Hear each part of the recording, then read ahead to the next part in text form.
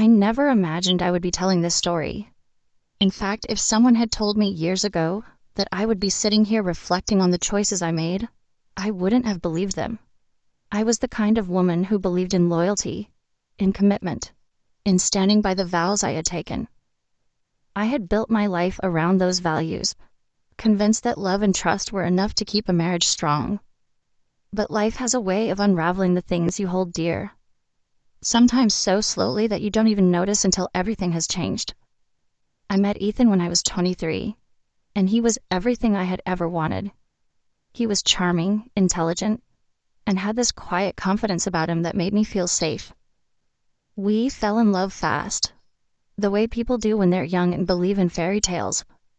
I remember how he used to look at me in those early years like I was the only person in the world who mattered. It felt like we could conquer anything together. Our wedding was small but beautiful, surrounded by the people we loved most. We had dreams, so many dreams. We wanted to travel, to build a home, to create a life filled with laughter and joy.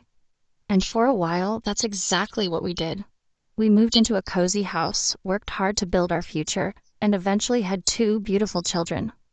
Our life was full, busy, and on the surface, everything seemed perfect.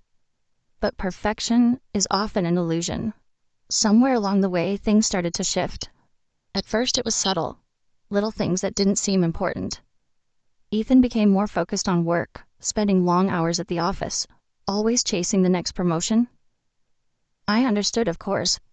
He wanted to provide for us, to give us the best life possible. But as the years passed, it felt like I became just another part of the routine, like a piece of furniture in our home, always there, always necessary, but never really noticed. I tried to talk to him about it. I told him that I missed us, that I missed the way we used to be.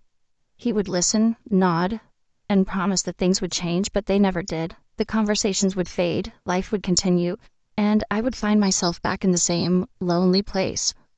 I convinced myself that this was normal, that after years of marriage, passion fades and routine takes over, that this was just the way things were, and deep down I felt like something inside me was slowly disappearing. I'd spent so much time being a wife and a mother that I had forgotten who I was outside of those roles. And then I met Liam. It wasn't supposed to mean anything. He was just a friend of a friend, someone I had met at a community event. He was warm, easy to talk to, and had this way of making people feel comfortable. We exchanged polite conversations, nothing more. But looking back, I realize now that it started in those small moments, those little interactions that seemed harmless but held the power to change everything. Liam was different from Ethan in ways I didn't even know I needed. He was present. He listened, not just out of obligation, but because he genuinely cared. He asked about my day, my thoughts, my dreams. He noticed when I changed my hairstyle, when I wore a new dress, when I was feeling off. It had been so long since someone had paid that kind of attention to me that I didn't even know how to react at first. I told myself that it was just friendship, that I was simply enjoying a connection that had been missing from my life. But as time went on, I found myself looking forward to our conversations a little too much. I would catch myself smiling when I saw his name pop up on my phone. I would linger a little longer than necessary when we talked, as if holding on to something I knew I shouldn't. The guilt was always there, hovering in the background like a shadow. I wasn't doing anything wrong. Not really. But I also knew that if I had to hide something from Ethan, then maybe it wasn't as innocent as I wanted to believe.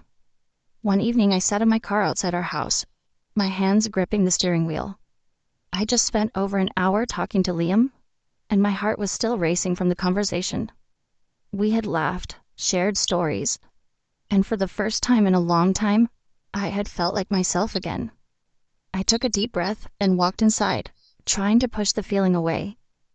"Hey," I said, forcing a smile. "Hey," he muttered, not even glancing in my direction. "Dinner ready?" I felt something inside me sink. It was such a small thing, such a casual question, but in that moment it hit me how far apart we had grown. I wanted to tell him about my day. I wanted to sit beside him to talk the way we used to.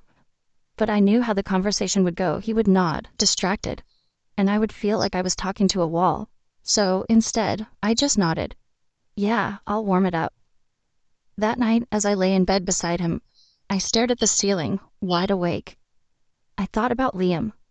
I thought about the way he listened, the way he made me feel like I mattered.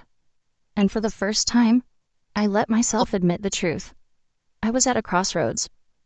One path led back to my life as it was, predictable, safe, but empty in ways I could no longer ignore. The other path was unknown, filled with risks and uncertainty, but it was also filled with something else, something I hadn't felt in years. I told myself I could stop, that I had control, that this was just a fleeting feeling, nothing more. But I was lying to myself. The next time I saw Liam, I didn't pull away when he reached for my hand. I didn't stop myself from leaning in when he spoke. And in that moment, everything changed. Thank you so much for watching this story. Your support means the world to me. If you enjoyed it, don't forget to like, comment, and subscribe. It helps more than you know. I truly appreciate every single one of you for being part of this journey. Let me know in the comments what you think about the story, and stay tuned for more amazing content. See you in the next one.